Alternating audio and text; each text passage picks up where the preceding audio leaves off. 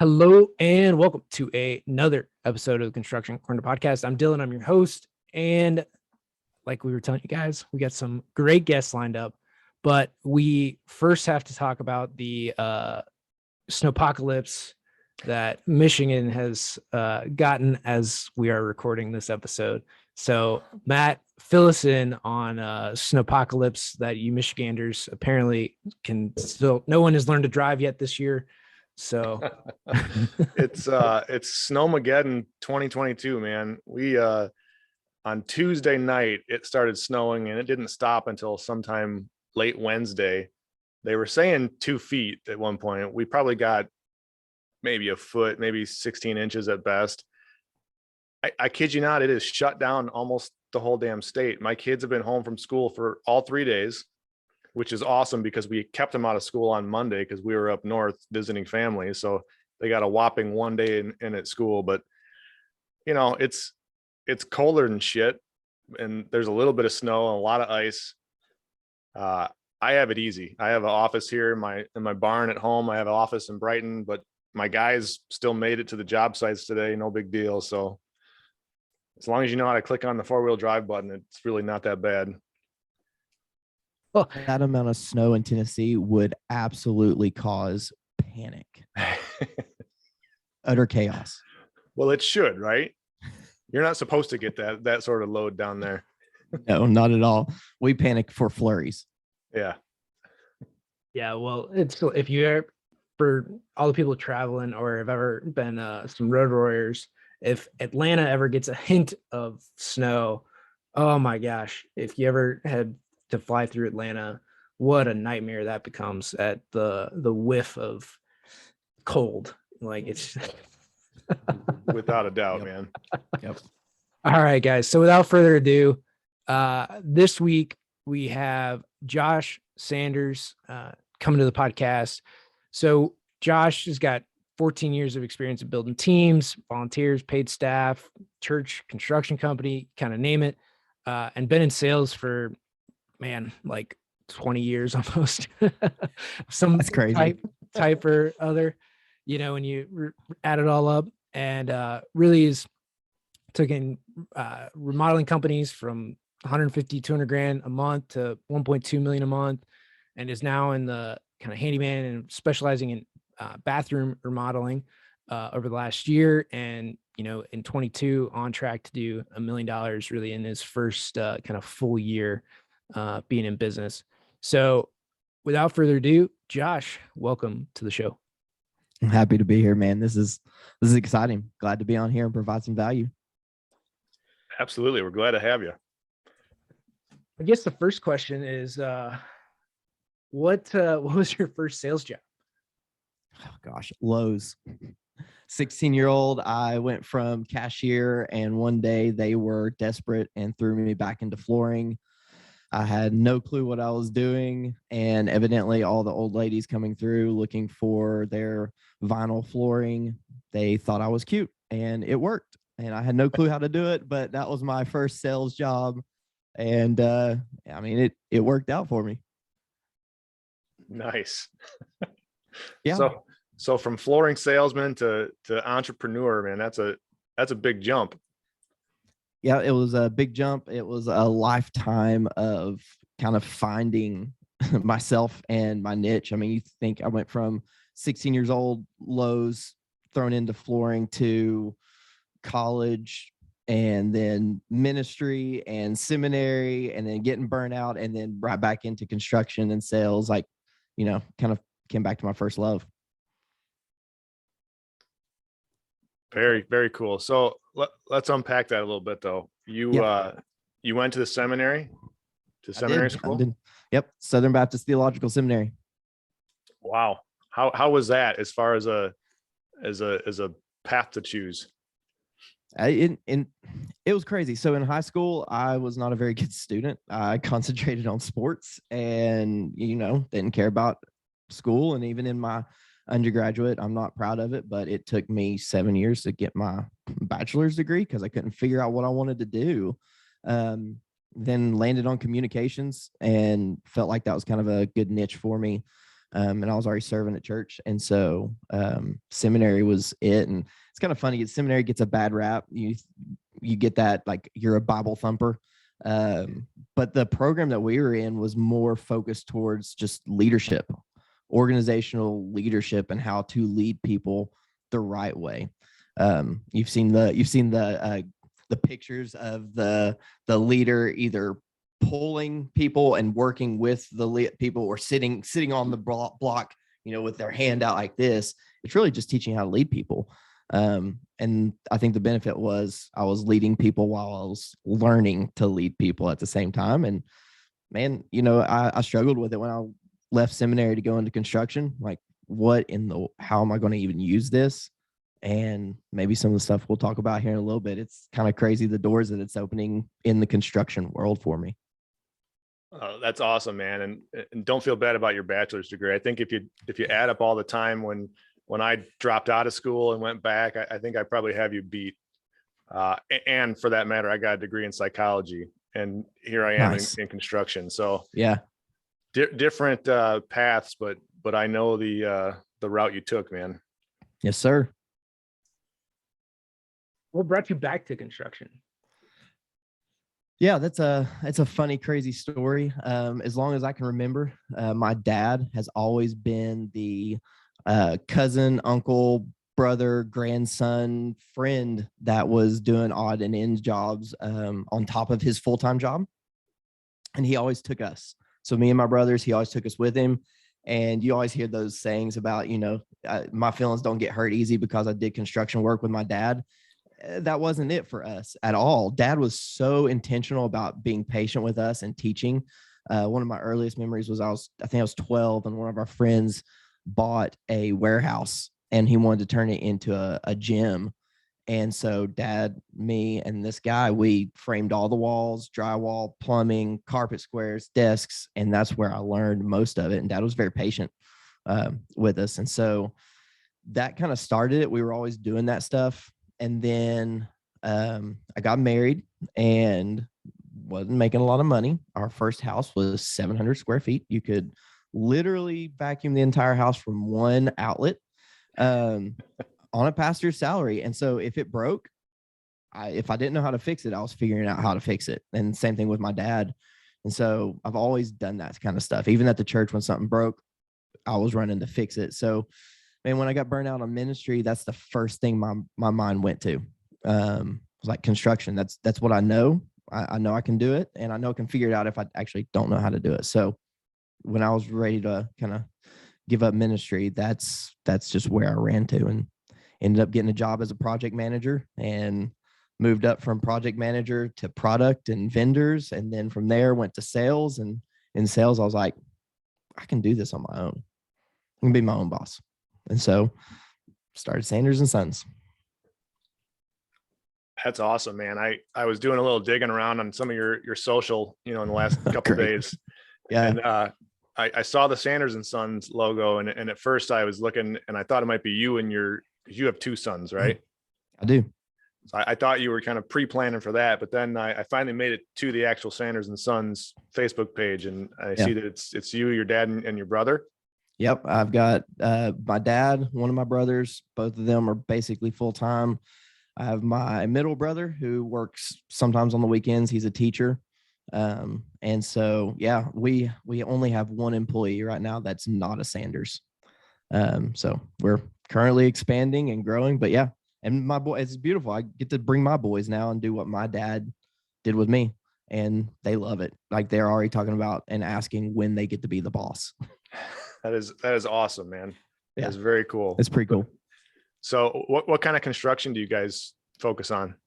Yeah. So I really wrestled with that as I was thinking about getting into it, but we kind of finally landed on, we're going to do all the jobs that the big general contractors don't want to do because they're too small. At one point I was thinking about getting my GC license and going commercial and doing all the big stuff, but there's such a need, especially here in the Southeast, for somebody who will do the smaller bathroom remodels and the quick turnaround jobs. So there are a couple businesses, without mentioning names, that started out as handyman and expanded into kitchens, bathrooms, decks, roofs, gutters, siding, and now they don't do any one thing good.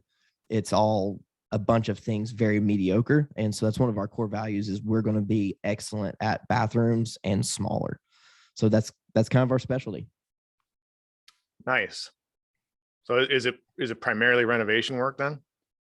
Yeah, it's mostly like bathrooms right now. We're booked out for about 3 to 4 months, depending on what we run into. You know, when you tear out a toilet or a bathtub, there's always going to be rot underneath it. So, so bathrooms are booked out like that. And then as far as handyman jobs, it's everything from hanging TVs on the wall to I went to one the other night. You have to get on the Instagram page there. It looked like a freaking waterfall in this lady's crawl space. And she told me it was the toilet. She's like, the toilet's just kind of continuing running.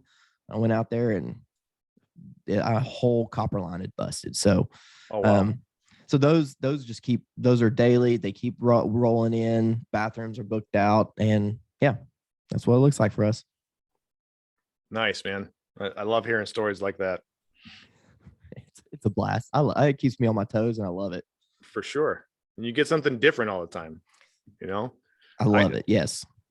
I started in residential also. Mm-hmm. I'm in commercial now and I miss that aspect of it because we'll be on projects that may last a year, or if you put the sales cycle in, it's, 2-3 years. Yeah. And it's cool and all, but at some point you're looking at the same thing every day and I kind of miss that quick and easy, or not easy, but quick and varietal, of Mm-hmm. residential, of smaller residential work.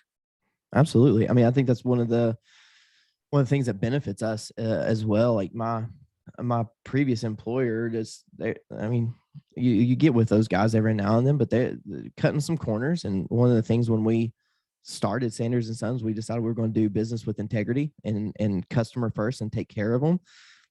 It's a lot easier to do that when you're in their house for a lot shorter time because they don't get tired of you as quick. I mean, I've overseen kitchen remodels that, take 4 to 5 weeks, 6 weeks, and, 2 to 3 weeks in, they're tired of you being in their business. So, it makes sense to keep the job shorter, but I'm also ADD just like that. And I love getting in and then get out. I love it. And getting paid. That's a huge benefit too. You get paid way faster. You do. You definitely get paid. And it's easier for us too. Like the customer buys the materials when it's a handyman job, the materials are there. So we literally walk in, put it together, install it, fix it, and we're out on to the next job. It's a beautiful thing. Nice. So you hit on a couple big things. One is picking a niche, right? We've kind of hit that where you found something to be good at. And I think to your point, a lot of contractors, a lot of engineering firms, a lot of basically the whole industry, it's like, yeah, sure, we'll do it. It's one of my first boss, he was really the only one that used this, but it's the AFAB model, right? Anything for a buck. I mean, it's true, Yep. right? Like how many firms do you go to and they're like, we want a building. Sure, we'll do it. Right. Don't know what kind, don't have no idea. Like could be cold storage and you've only built, schools, right? Like it's complete opposite of whatever it is you do, but sure, we'll do it. We'll figure it out. We'll pay for it. So I know that you've only been in business here for yourself for the last 7 months, but how important has that been in like, hey, this is the only thing that we do? And just like clarity of message really for your clients, for them to know what you guys do. Yeah, it's highly important for me and then my employees to know that as we're, that word sales, it gets a bad rap, but as we're selling these jobs, it's so important for us to know what we do and what we do well, because that's how we're selling value to the customer. We're not the cheapest option in this area. And there's a reason for that. Obviously, there's, you've got your overhead, your insurance, your bond, all that kind of fun stuff. But we also know what we're good at. And I can say confidently that we're not going to go onto a roof and say, yeah, I'll find your leak and fix that. That's not us. It saves us so much time, money, energy. And what's funny is there are customers that get mad at you for being completely honest and saying, no, we can't do that, but here's a couple suggestions. What do you mean you can't do that? So for us specifically, you know, in our industry, there's no shortage of work to be done. So for me specifically, as the owner who kind of carries the weight of the business, it's freed my mind up to know that what we're doing, we're going to do well. We're going to get a good review in the end, and they're going to refer us to somebody else. And that simply comes from, we narrowed our niche down. We know what we're good at, and we're going to stick that and not go outside that. And what's funny is that it's a snowball effect, right? We've figured out what we're good at. We're okay with saying that's not in our wheelhouse. Here's somebody we recommend doing that. Because of that, our customers are referring us to their friends and family because of what we do really well. So in our 7-8 months here that we've been in business, I've spent $100, maybe just a little bit more on marketing. The rest has been referrals. And we're growing exponentially. I'm not an amazing, crazy leader. We take care of our customers and we know what we do well. The picking something that you know you can do well, the benefits are exponential. You touched on a great point there. You know, selling and sales, it does have a bad rap. Like whenever I say that I'm in sales, I picture, you know, the slimy used car guy on the lot trying to sell you a salvage title. But the reality is when you're a small organization like yours or like mine or even like Dylan, every single person in your industry is a salesman, whether they want to admit it or not, right? Because we all have to be sales based, because otherwise we'd starve to death. So what you've done, and it sounds like you've done it really well, is that you laser focus in on that niche and you drive that home to your people so that, you know, you said you're not the greatest leader. I would, you know, I don't know how you are in person, but on the Zoom here, you just said basically like leadership 101. You drive that vision into your people so much that they're out now selling jobs for you, whether they want to call it that or not. You know, they may be a carpenter, but really they're also selling the next project, and you're doing it. And that's how you build those referrals. That's how great businesses form and not just form, but stay in the game. Because there's fly by night companies all over the place in every sector of construction that are up and down and gone, and you never hear from them again. Right. And I think a lot of that is because they don't push the vision. They don't paint their picture to their people so that their people are always out selling for them. So I think you got a good one there. Yeah. And that's what I have a blessing of my dad and another of my mentors. They serve on, I guess, a board, I guess you would say. And we were even talking about the other day, we don't even use the word selling anymore.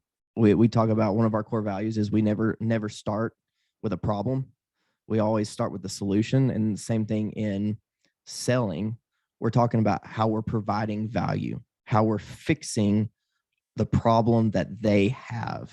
And so in that, it completely flips the dime in the whole conversation. You're not saying, oh, here's the problem you have, and here's what I can, it completely changes the conversation. Absolutely. And you're not selling widgets, right? If you were, that's a whole different mindset you got to have as a human to do that. But you know, you are selling solutions. So I love that answer. Yeah. That brings up, I mean, so a couple things too. One, being residential, what kills more contractors than anything else is poor cash flow, right? Going into their heads, and that's what sinks, especially in the commercial world where they can't go 60, 90 days. And we've had, you know, like Scott Pepper come on and talk about financing for contractors, you know, because that is their number one problem. And right, he offers a solution. But so that's the beauty of residential where you can do this. The other thing too is in having one product, you now have one kind of main solution, right? Is that you now have tons of examples of successful, happy clients. So you have all the testimonials, everything gets reinforced, right? Yeah. Versus if you did, you know, 6 different project types, you now have you have all the testimonials, all the examples of everything that you've done. And this is why being niche, like one of the engineering A&E firms that I work for specialized in K-12, right? That was really their niche. We did some higher ed, and they wanted to say they did more higher ed than they did just for the like ego part of it. But like Yep. education was what we did, and we did a lot of them, and we did, you know, I mean, they're big buildings, but to be niched in that, people knew that they could come to us and this is what we did. And that's extremely powerful in going out to the market, not only from, you know, a social proof standpoint of having examples, being able to show expertise in it, but also people then come to you after a while for that specific thing. So the more you can be specialized in it, and again, like this is the other hard part in construction, maybe not in what you're doing, but is like the cyclical nature of how like some projects go, right? When government's up, commercial's down, or vice versa. Yep. Healthcare is usually about all the same because the hospitals always renovate, but Yep. is choosing that. But the thing that I want to kind of transition here to is as you have grown and getting referrals, is that something that you ask for, or is it something that just has happened kind of organically with your customer base? It's actually on my reminder sheet. I have a checklist. I'm so ADD. I have to have a checklist for about everything I do. It's on my checklist when a customer says how happy they are or how satisfied they are. My next line is, okay, do you have a friend that you can refer to us? However, I can think of maybe one or two situations where I've actually had to ask for it. So it's really funny. Before we got on here, I have a bathroom lead. He leads my bathroom team. That way I don't have to worry about it. He's great. I don't even know how I found this guy. He's amazing. He's a gift, especially in today's time. But he texted me, we're getting ready to start. This will be the biggest job we've ever done. It's a 250 square foot master bathroom. It's huge.